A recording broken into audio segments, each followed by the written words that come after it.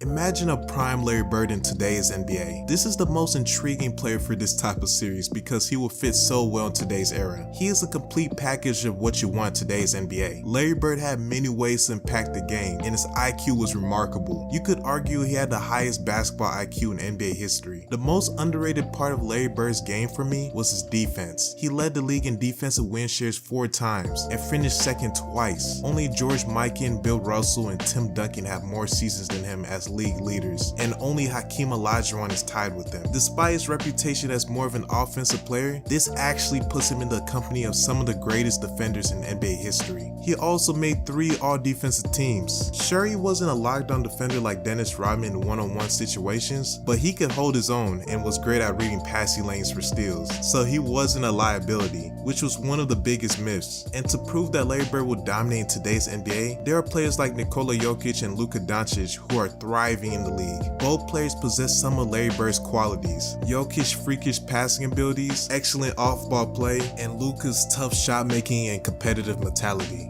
But neither are a better shooter or defender than Larry. That is why in today's league it's difficult to find a player to compare Larry Bird to, because he is a composite of many players. The only thing you have to worry about with a prime Larry Bird in today's NBA is whether he'll be ejected after trash talking every player guarding him, because he will destroy players mentally too. Like the guy was telling players what he would do before he even had the ball in his hands. So I'm going to show you NBA legends and players sharing stories of how dominant and skilled Larry Bird was. And after this video, please tell me how many points you think a peak Larry Bird will average in today's league. Enjoy the video, man. Prior to that NCAA tournament, still was the most watched NCAA finals game in NCAA history. Right. How much did you know about Larry Bird prior to that game? Well, Shannon, the summer before, they had the WIT tournament. Okay. And they brought all the best college players together. Okay. To play against the world. Okay. And man, I see this guy, blonde hair, I said, all right, let me see if he can play. Okay. Man, I'm sitting there watching him shoot, Shannon. He must have made 30 in a row all net. So he was Steph Curry before Steph. Yeah. And I'm sitting there saying, this dude can play. Okay. Because, brothers, we always say, okay, can the white dude really play? Correct. Right. So then I said, oh, man, he a bad boy. Right. Then we got in the game. Jack Givens was player of the year that year. Right. He tore him up, man. From Jack Givens from Kentucky. Kentucky. Because they won the national championship in '78. Right. That same time. Yeah, okay. Man, Larry Bird was taking it to him. I said, oh, man. I'm calling back home saying, oh, he for real. He for real. This dude Larry Bird? Right. Oh, he got it. He can play. He's dominating Jack Givens. Rich, I don't know. I think he might average 30. I mean, here's the thing. Nobody could ever rush Larry Bird. I know guys are way more athletic now, but his ability to shoot the ball, depending upon the team he's on, like he can get anywhere he wants to be and shoot over smaller players, and he was one of the most crafty players the game has ever seen. So I think his game translates to any time period. Larry Bird talked a lot of shit. Bird used to tell me, look here, man, I'm gonna go shoot this motherfucking jumper in your face right there in that corner. And it's gonna be your Christmas present. I'm gonna wrap it up and bust your head open. All that shit. He was the coldest dude I ever seen with that shit, man. Everybody be talking about these greats. They don't be always mentioning him. He was the shit. Yeah. The shit, man. He'll give it to you any way he wanted to. Any way he wanted to. Larry Bird was cold.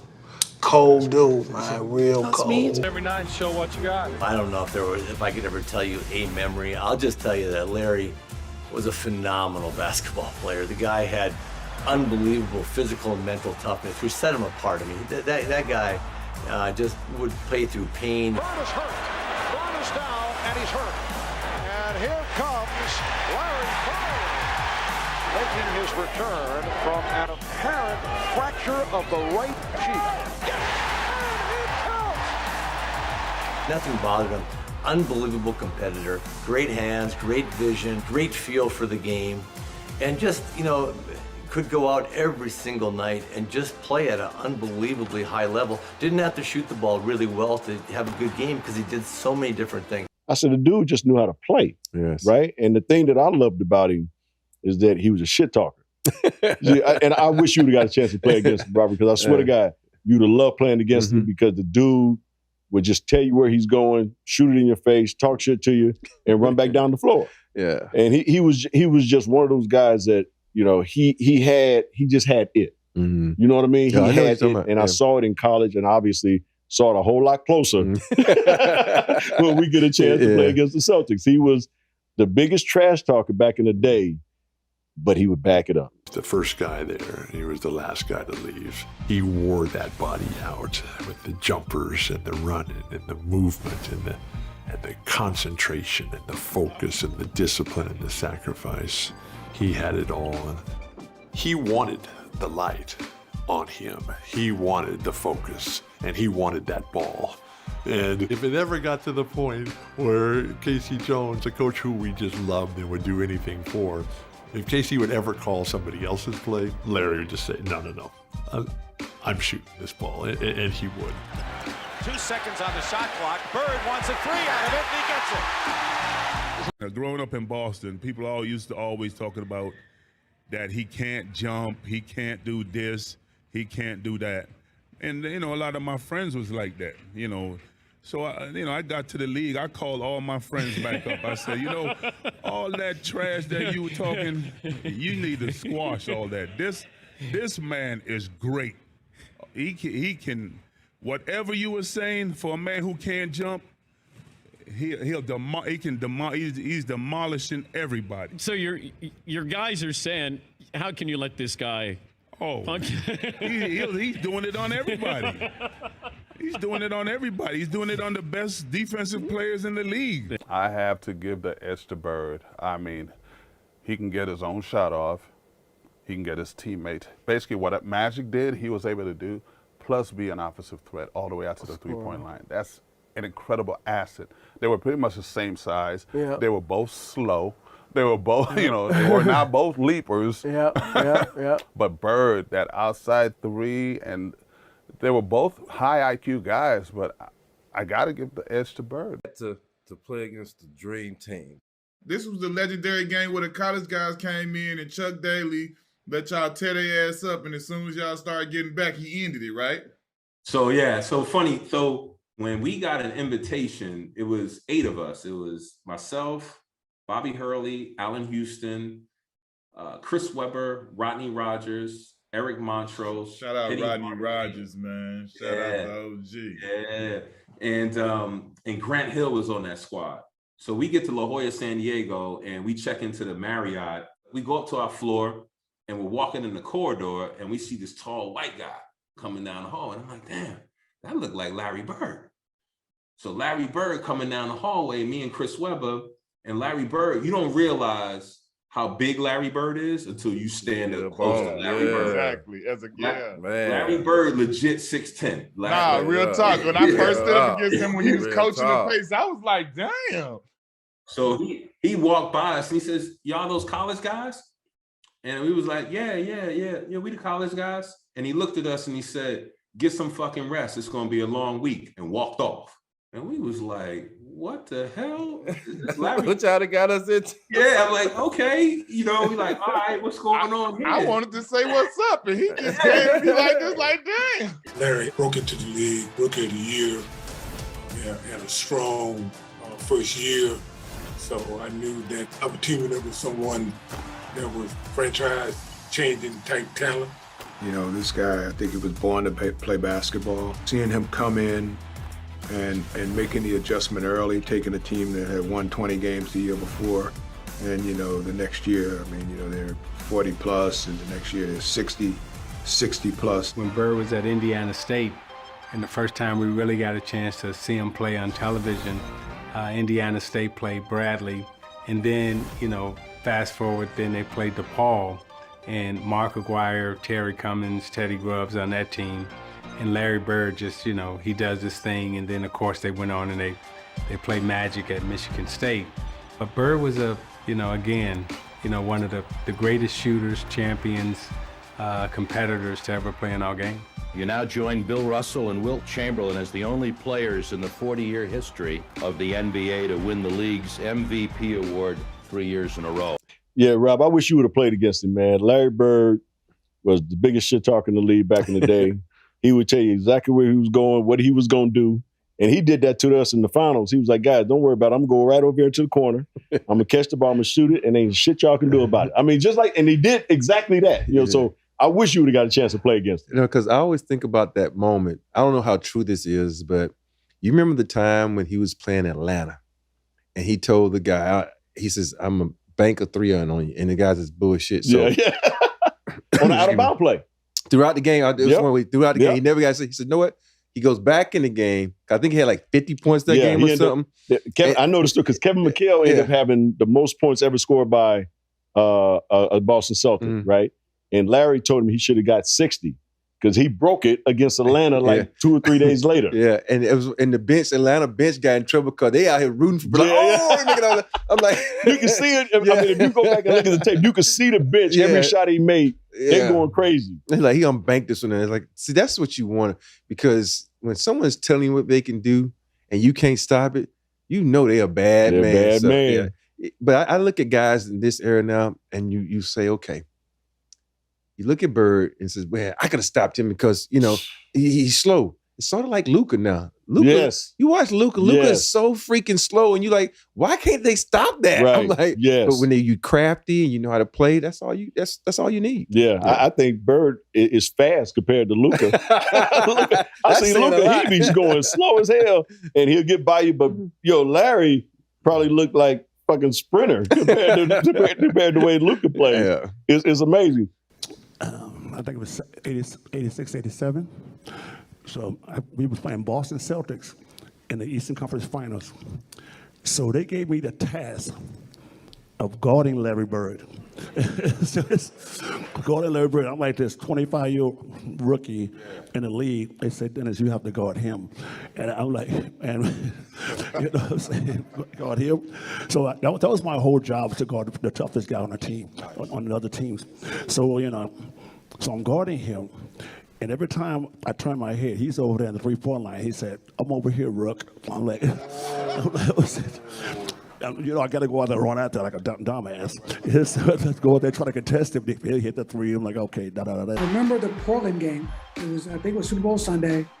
We were playing the Portland Trailblazers. He had like 52 points or something like that. We were down 3. He's a remarkable, crazy 3-point shot. He was leaning. And I was like, there's no way he's going to hit the shot. DJ again to make the inbound pass. The double team and Bird. Larry, fake, fall away. Hits it at the buzzer! All right! He's leaning, falling, hits the 3-point. I'm like, this guy's amazing. One thing I do remember now, this is practice, is I'm making a backdoor cut, and Larry actually spun the ball. Like, I had never dreamed of spinning the ball. He back spun the ball, bounced out in front of me. I about pulled a hamstring because I thought the damn ball was going out of bounds. It popped back up and it hit me in my hands. He just said, you get open, I'll hit you. And I went like, oh, okay then. I was like, that I do remember because I remember thinking, I'm gonna try that spin pass. I tried it once and said, I'm not doing that ever again. Like I threw it out of bounds. Off of the ball. Back to Larry Bird to McHale. What a pass. Man. In the league at that time, do you have a feel for who players felt was the better player between those two? To be honest with you, the black players gravitated to Magic and the white players gravitated to Bird. Yeah. And the people with sense could see the difference. And it wasn't about color or anything else. It was, hey, this guy can ball. Yeah. And that's why we used to always look at Bird as like, maybe he's not white. In a little bit of a way, because he's got a lot of swag. Before the word was really hot. Played in the Garden. I got checked in the game, and Larry Bird was just standing there, and I walked right up to him, was like, "How you doing, Mr. Bird?" I'm and then he just had his hands on his hip, and he doesn't even look at me the whole time. He looks at Paul Westphal because they were teammates together, and he goes, Paul, I know y'all ain't got this fucking rookie guarding me right now. You got to be fucking. And I got my hand out. My hand is still out, so I'm just like, oh well. Somebody come guard 33 because I think I'm a guard. Like for him to talk trash and never even icon or talk to me, I was like, ooh, this dude is dangerous. Magic was cool when I met him. I got on the court in the form and went right up to him, forget about the game. Hi, Magic, how you doing? Say, hey, what's up, Dave? LA, you home? Yeah. So the next morning, we get up and we go to practice, and Roy Williams is our coach, but we only got 8. So we like, well, how are we practicing? And what are we practicing for? So we spent, I want to say, an hour doing the 3-man weave. And I'm like, what's going on here? Then they bus us to another location where the dream team is practicing. And these about 400 people standing outside waiting for the dream team to come out. They take us up to a top floor and the dream team is practicing. They're finishing up their practice. And then they say, all right, get loose and stretch out. We're like, okay, we playing? They're like, yeah, we're gonna play next. So we get out the gates, like the first 15 minutes, we kicking their ass. we running them all out, Bobby Hurley in the lane, killing John Stockton. So they stopped the game and turn off the score. I think we were up like 72-66 or something, 64, something like that. We lit their ass up, and then something happened. We're sitting there, and we get back to the hotel. Rodney Rogers says something to, it's a group of them. It's Larry Bird, Magic Johnson, and everybody's shooting the shit. And Rodney Rogers said, hey, Larry, you ain't hit a jumper since '84. Magic heard that shit. And we ain't think nothing of it. The next day we came in, and I never seen this. And this one I was like, this is a different breed. Magic Johnson fed Larry Bird the ball probably about 8 times in a row down court. Larry Bird got the ball on Rodney Rogers, and every time he was about to make a move, he told him what he was going to do. 1 dribble, pull up, going left, off glass. 1 dribble, going right, spin, shot, bucket. He scored 9 times or 8 times in a row, left the court to go lay down because he couldn't sit on a bench. He had to lay down because of his back. And said, young fella, look like 84, huh? Last time he made